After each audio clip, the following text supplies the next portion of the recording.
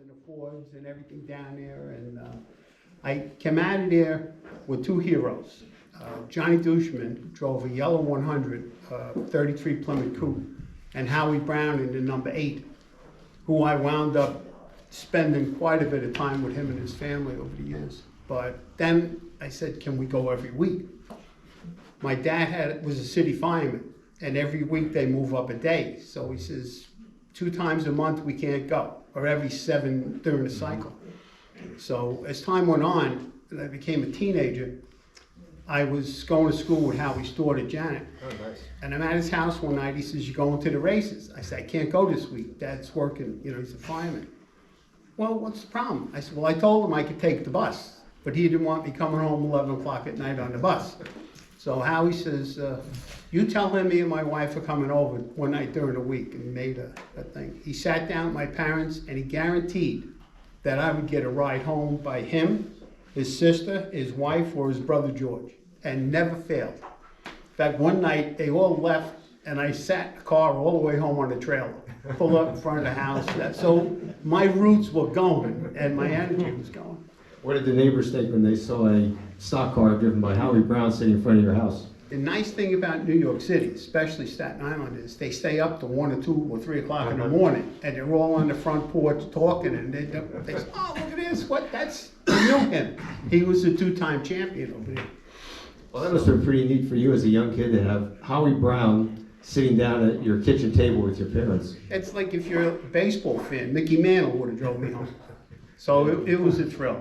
And we had, within a mile radius of our house, you must have had 5 or 6 stock cars in gas stations and body shops in people's driveway. And I would be out there like George did, my friend George LeBlanc. We'd be riding our bikes or walking over and can we please sit in the car? It was like an honor to sit in somebody's race car. But then I got to know the drivers. So now I know who to root for when I go down here. But it was as spectacular as anybody else's home track or the first time they ever went. I remember my dad telling me that night, he says, what do you think? I said, I want to come every week. And then he says, well, we can't, but we'll do the best. And I says, one other thing, I'm going to drive here one day, 9-year-old kid. I'm going to be driving here. So that was real special. But I started in the novice division in '64. I was a car owner, and my mom wouldn't sign for me to drive. So I had to get a friend of mine, Gene Soufelder, and he drove for us. Finished out the season. You were still in high school? Yeah, I was sophomore or junior in high school. Okay, so tell us about your race driving and car owning career. So you started in the novice division. Yeah, and we did as good as we can. The cars were like any of the novice cars. They were like really glued together. Mm-hmm. And how much did it cost you, your first car? Oh, geez, this was a toughie. I found it for $5. The guy down the street built it. Mm-hmm. It was a '47 Chevy Aero sedan, and he got scared or something. And he didn't want to go anymore. It was a 2 Junior. Oh, really? Yeah. And I didn't have any money, so I went to my 2 buddies I grew up with, and they each kicked in $250 apiece. We bought the car, didn't run, and I told my dad about it. He worked we moved it up behind Ralph's father's grocery store, and my dad got it running, and we changed the number, and then we sat all summer. Mm-hmm. We had 100 drivers. Nobody would tow the car to track it back. So it sat there. Then the end of the summer, Gene wrecked his car. He was leading in points, and he says, I got put in touch with him, and geez, to this day, we're still friends. Who was that, Gene? Gene Soufelder. He used to come to he was a member here. Yes. He had the bad leg. Mm-hmm. And but he was always special. But we did that, and then in '65, I built my own car, and I raced in the novice division for a while. And then '68, I said, '67, I started building what we call modifieds. And that was great. And the promoter, Gabe Rispoli, I said, I don't want to start in the front. I said, it's the first time with the big guys. Right. So, no, you got to start on the pole. So that's where he put me. I wound up getting pushed more to the back. But after a couple of weeks, then I was keeping in touch with everybody. Why did Well, tell us about Gabe Rispoli, because he was, again, as you mentioned, a promoter. He was kind of a character, kind of a legend himself at Wise Glass. He tried to protect us. We couldn't run quick change rears, and we had a 318 limit. You could do pretty much anything you want to the motor, but that was it. And he said he was afraid if he opened up the quick change rears, other tracks, more powerful cars would come in and dust us. Mm-hmm. So he kept that right to the end. But he was fair. Mm-hmm. You know, I had a misunderstanding with another driver, not at the track, for something else. And we weren't talking, and he got us both in the pits, one by each collar. And he said, I don't know why you two aren't talking, it's stopping tonight, shake your hands, and I don't want to see you except friends from now on. Mm-hmm. And that, he was laying the law down. Yeah. But I got to race with guys I saw in 1957, and that was a thrill for me. Johnny Popick, Johnny Bate, who we became good buddies over the years, Howie Brown, well, not Howie, but Johnny Dushman. Howie was already at East Windsor in a limited class. Yeah, that was neat, and we'll get into this, Eddie, but a number of the Wise Glass drivers, we always really respected them because, again, it was a short 50-mile track. But I recall them coming over to tracks like Old Bridge Speedway, yeah, which was a big half mile. They'd come over to New Egypt, then known as Fort Dix Speedway, and compete over there. So the Staten Island guys, they were up to the challenge, weren't they? Yeah, New Egypt, when it was Fort Dix, they would a lot of them would come down there. And then when, I believe it was Tom Garbeck built the 5th mile or the 1/4 mile at Old Bridge in the center. Yes. They would come down on whatever extra night it was. Mm-hmm. And if you look at a roster from that era, almost everybody from our track was down there. They didn't fare well on the big track, although Bobby Doyle did. Right. Yeah, he was another guy I got to race. We had, we started the Oval Track Racing Club in '68. Mm-hmm. It was like a fan club, drivers, everybody was involved, the officials. We had a memorial race every year, and the guys would come out of retirement. Mm-hmm. And when they would get us out of the cars and they'd introduce us, and the people would applaud and stuff, which was another thrill. But I got to race with all the guys that were still active, but still well enough to get behind the wheel of a car. And I don't want to brag, I beat them, but that was okay too. But it was great. I always said for years that was the best time I ever had in my life. I mean, Maureen is the best time now, but back in my day, through the 50s, 60s, and 70s, that was, to hear the people applaud for you out there. You know, they didn't know me from Adam a few years earlier. And so you guys would, you'd be out of the cars on the home stretch, and the announcer would introduce you personally and give the chance to fans to get to know you. Yeah, and then there was my friends, their kids had, I had an orange coupe towards the end of the last 3 years. And you look up in the section they sat in, the kids had orange t-shirts with 65 on it, and I'm saying, for me, you know, I was doing what I loved doing. But that was really terrific. But I would bring the car home, and on a tow bar, start it up at 1 o'clock in the morning. Mind you, all the neighbors are out there anyway, and drive it up next to the carport at the house. So they were waiting for me to get home. But yeah, it was good times. And so it was like really like a way of life in your Staten Island neighborhood. Actually, pretty much around Staten Island, right? There's so many race teams, as you mentioned, that would compete there on Saturday night, and they'd hang around the track, I'm sure, afterwards, right? Oh yeah, we would get there after the modified feature was over. We had the novice, the jalopies, and we had the foreign. Remember the foreign compacts? Yes. Yeah, we had them there too. Mm-hmm. A lot of us would take our cars up the street to wherever we had them stored in the garage, and we'd send our girlfriends over to the pay window, or the wives, or whatever the case would be. So you get there first before the money ran out. But, and then we'd go to my friend Norman Tribe. We would go to his house until dawn almost. If any one of us finished in the top 5, whatever money we had, we wound up blowing it. We used to, it never stopped though. On Sundays, we would go down to Keensburg, the whole bunch of us, 8 or 10 drivers, and we're on the bumper cars till they almost forced us off of them because we were having a blast over there. But that was nice times too. I told Earl a story about between 6, I guess 69 and 72 before the track closed. A bunch of us got married, and there was like a population explosion. It had to be 8 to 12 of the women, the wives, all had kids. I mean, it's unbelievable. My dad's shooting a movie of my daughter's first birthday, and he pans around the room, and it looks like the starting lineup from the night before. And that's George's wife, that's Teddy's wife, you know. But yeah, and they all had a good knit. There was no real hostility down there. You know, every once in a while somebody gets stupid, but you see that everywhere. A little, we'll backtrack a little bit, Ed, because again, you know the history very well of Wise Glass. You really lived through it. The track actually, in its earliest days, was 1953, when regular racing started there, under the NASCAR banner.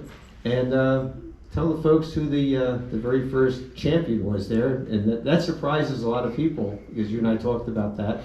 Yeah, Frankie Schneider was the track champ in '53. He held the one-lap track record down here.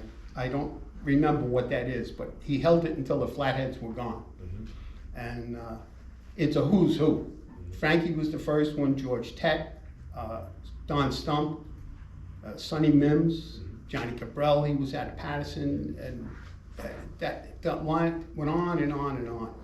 It was, they had racing back then when it was NASCAR. There was like 6 or 7 races a week. And they did Morristown, Flemington, Old Bridge. They did Rupert Stadium in Newark, Roosevelt Stadium in Jersey City, our track in Staten Island. And every night there was something else. I think Sundays, probably back in the early 50s, they were doing 2 shows. Chris Economack, he announced there too, correct? Yeah. Chris was, you remember him from Wild World of Sports. Well, he was our track announcer in the 50s. And there was an incident, I'm gonna clean it up as best I can, that I questioned him about it. There was an incident one night where a guy got knocked unconscious, hit the fence, and they're calling for the ambulance. It was from St. Vincent's Hospital. Ambulance at that time had the driver and a riding nurse. So they're calling and calling and calling, nobody's doing nothing. They look in the front of the ambulance, which is nosed into the infield and the back door is facing the grandstands. And they can't find him. They wind up opening the back door, and needless to say, they were very amorous when the back door opened. Earl asked me to tell that story, where were we? At Teterboro. Remember that show? Yes. And he says, but clean it up, because there was a ton of kids and women there. He did it very well. Yeah. But I questioned him about that at a Warren Carr show, and he smiled. And he said, you heard about that? I said, listen, you're legendary. And he, from what I understand, he told that story at press conferences and when he got together at dinners and all. Of course, he was more colorful. But yeah, he was, and then Sullivan, he was the starter there. And but it was not, it was always, we had warm up, we had what they call the warm up day on 2 Sundays before the track opened for the season. But that was, first lap around that track, my helmet probably wouldn't have fit anymore. But this is really good. And as time wore on, I started going to other tracks and found the guys that you knew from down here. I mean, I got to know, Gil Hearn is my buddy. I met him years and years ago, and I have the greatest respect for him. But the guys that ran, I mostly went to Wall in the 60s, and I had different heroes. Maureen even got to know Charlie Kremer Jr. She worked in the FedEx office in Lakewood. Charlie came in and was mailing something out, and she said, you know a guy named Charlie Kremer Jr.? She's yeah. And I said, oh, well, how do you know him? Well, he comes in regular mailing packages. Then Ray Liss used to come in and bring packages. Jimmy Blewett was starting. He had to come in one time. He got a ride with somebody, and he had to have the helmet painted a certain way, and they shipped it down south. And Maureen handled it like, I said, you take care of anybody that's involved in racing. But that was nice. But it was a shame when the track closed, because That was 1972? 72 was the last year. Yeah, we had, it was getting, the track, the neighborhood was getting really beat up. Yeah, you didn't want it, all the girls used to sit together, the wives and girlfriends, because there was always an element. But it was a shame when that was gone. But then we had to adapt to coming over here. On that topic, Howie Brown, again, a great driver, a legend on Staten Island and at Wiseclass Stadium. And here in New Jersey, we well remember him coming over here to compete, especially at East Windsor Speedway. He made that switch to dirt very successfully. Do you know the background on that, Ed? What led Howie to make that switch very successfully? They had a driver's strike. They were asking Gabe Spoley, the promoter, for more money, and you know how that goes. Sometimes it didn't win. So a percentage of them left, some of them just quit. But Howie went to East Windsor, where he was very successful. Yes. He won at least 2 features in the limiteds. And but he had innovations that first year. He had a 40 Ford sedan, a boat, and big picture window car, we used to call them. And he had 3 pieces of 1/4-inch steel plate welded together to the chassis, so nobody knew what size motor he had. He had a 348 in it. You weren't supposed to have a 348. But his car handled like a dream. He had a porta power hooked up into the front axle that when he went down the back stretch or the front stretch, before he get in a corner, he'd start pumping the thing up, and that would kick that front end like he was gliding through the turns until they caught him. And then all of that was different after that. But it's like everybody does something. But I had a lot of fond memories down there. I used to go down on Friday night, and my Uncle George McCurdy, we would meet in the pits. And we spent every Friday like clockwork in the pits over at East Windsor. And I remember the night that Pee Wee Griffin had that thing. I happened to be there that night. I forget who, was it Dick Havens? Or somebody went the fence. I don't remember who it was. His guys loaded up the truck and were heading out the pit gate. And he come through the infield and right out and down the street, because I think they were going to kill him that night. Yeah, Pee Wee drove the 72 right down Airport Road, right back to his garage in Hightstown. It was wild. And you were a witness to it. Yeah, it's nice to be there. I got to know Mike Garback. I was telling Earl about another thing they did. He had that yellow and purple coupe, the number 7. He tried it for a couple of weeks with an automatic transmission, which I guess it didn't pan out and they took it out. But I reminded his brother from the track. Mike's brother? Yeah. Was Butchie. Yeah, Right. but the younger one. Yeah, Tom Jr. Yeah. But they were always doing things. It was nice to be around, get to know everybody. I learned things down here. My first car was a 36 Ford sedan, and I had those 1-inch Ford brakes. When I built my coupe, I put Buick brakes on it, and I was looking at all the guys in the pits to see what they did, and I finally figured it out, and I did that. And then they were having the guys with the small block Chevys. They would go down, and all the oil in the oil pan would get up into the valve covers, and they would blow their motors. So there had to be a way to stop that. And one of the guys came up with a plan. On the back of the motor, there was 3 bolts or screws. Took the center one out. A friend of mine made one out of brass, and he called it an oil restrictor. And not that much, all the oil would stay down the bottom and just what you needed to go up on top. But I learned all of that from East Windsor. So all them times in the pits. But it was good times. One of the other neat things I recall in the 1980s, you were very active at New Egypt Speedway when Jimmy Garback and his mom Tessie Garback were promoting it with the evolution of the Street Stock division, the Street Stockers Racing Club. That's Tell right. us about that. That was, the first Street Stock I think was at New Egypt in Jersey. I'm pretty sure. That's where I met Earl. So we go back to '83. Yeah. And we started out with just like a real limited class in the street stocks, and then we evolved to a second class late model street stocks, which I ran in for a while. And it was nice. It was nice. A good bunch of guys, but they kept the rules enforceable. So nobody was taking advantage of coming in with some secret weapon in the motor. But it was good. Yeah, they kept going for how many years? And then when Wall started the Strictly Street Stocks, we started getting some of those guys to join the club. And we had, in fact, Earl was the first MC at our banquet. Yep. Good times. Yeah, we always had a good time there. But that was a fun group. And we've lost a few of those guys too. That's the saddest part of all of this, because everybody's related through racing. And if you lose somebody, you can't help but think about it. And now more than ever, we're losing people. So on that topic, we'll ask you to step away from the microphone for a minute and bring the model car over. And we're going to talk about this next gentleman who is a true legend in many respects at Wise Glass Stadium for what he did. Ed is also a very, very excellent race car model builder. And here's the number 100 plus, the car driven by George LeBlanc. If you see Earl's column this week, he did, I wrote down things for Earl to try to mention about George. He did a spectacular job. Thank you. I told Maureen, I read it twice, had tears coming down my face, because I remember me and George were buddies for so long. But this was a model of his car, and that's what's in that, in one of the pictures in the newspaper, in Earl's column. And he worked for Staten Island Small Cars. It was a Volkswagen dealer. That's why he got that the wind-up key on the trunk. And the kids would come down when we lined up for the feature. They'd be up against that fence like A.J. Floyd was there, and they were all screaming for George because they loved that wind-up key. It's just something that they could relate to. He bought this car, had a bent chassis.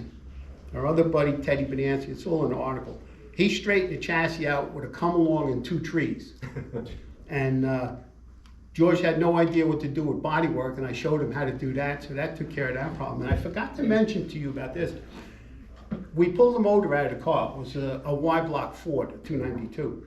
We took a pipe with a piece of chain. Now, we drank a lot of Schaefer back then. And I think that's why they went out of business, because it was built you up. And we lifted it out of the car, walked about the distance to the back of the wall. I guess we stopped a few times. Up a flight of 3 steps, on a landing, and down into the basement, all on this pipe with the chain.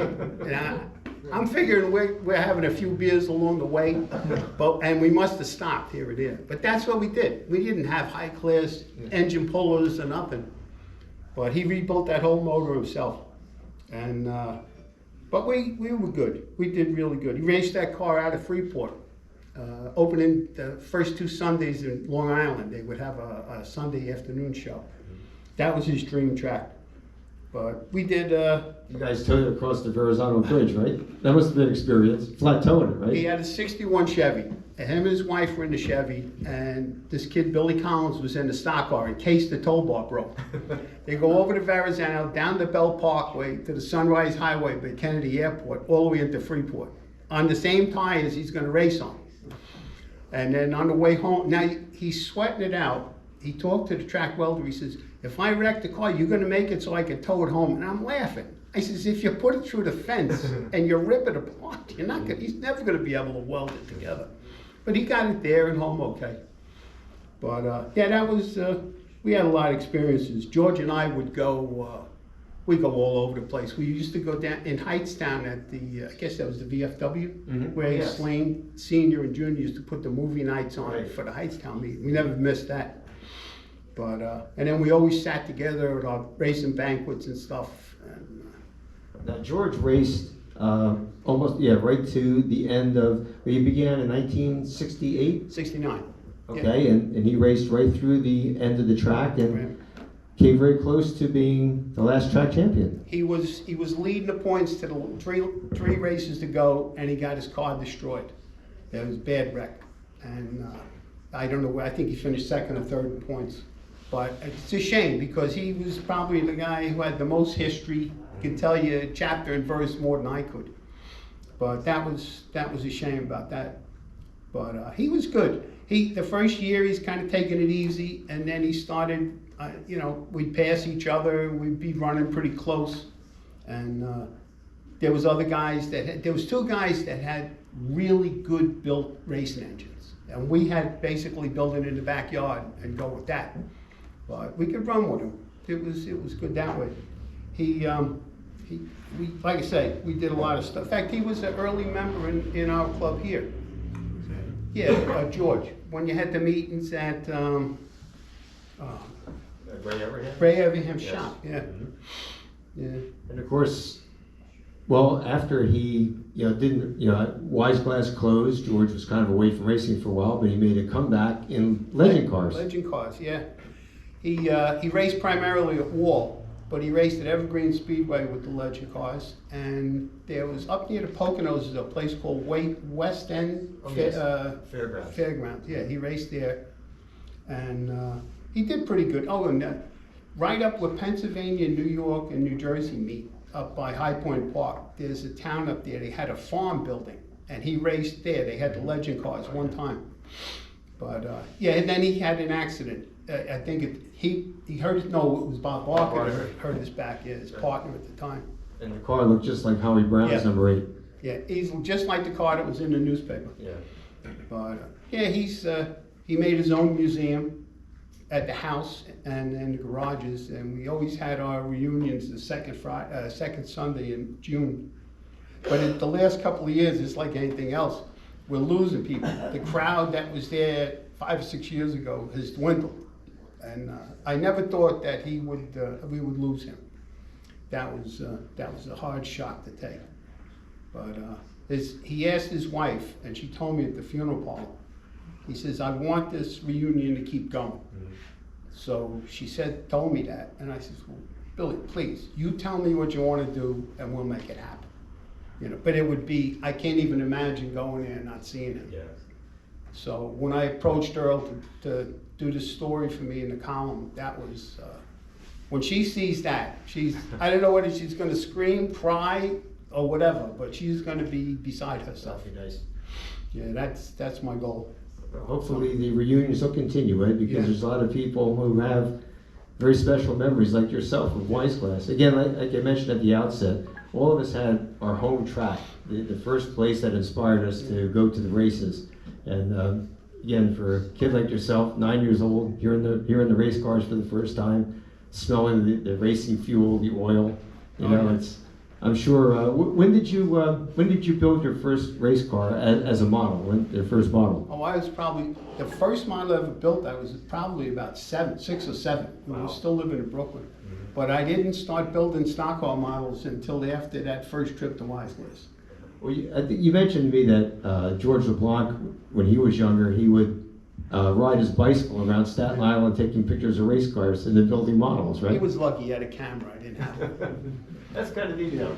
But we got, like I say, if you ask the guys nicely, they would let you sit in the car and play all day if you wanted. And talk about 8, 9, 10, 11 years old, well, you in your glory. Oh my God, yeah. But I guess it was the same way out here. Oh yes, absolutely. Now, Ray, you came to one of the reunions, if I remember right. Yeah. And a lot of the guys, like I say, Bobby Doyle and Johnny Bate and George Kaufman, he used to drive on the dirt. He had for one of the body shops on Staten Island. He actually raced in Trenton. Mm-hmm. And Bruno Bracchi, we didn't mention him, from Long Island. He was mostly a pavement driver, but he drove on a lot of dirt tracks. He won the last Trenton qualifier at Wise Glass. That's cool. And that was when they turned Trenton into that kidney-shaped track. Yeah. It was a pink and black number 69, Oh, yes. 37 Ford Coupe, and it burst into flames. Yes. Made the front page, I think, in the area auto racing. Yeah.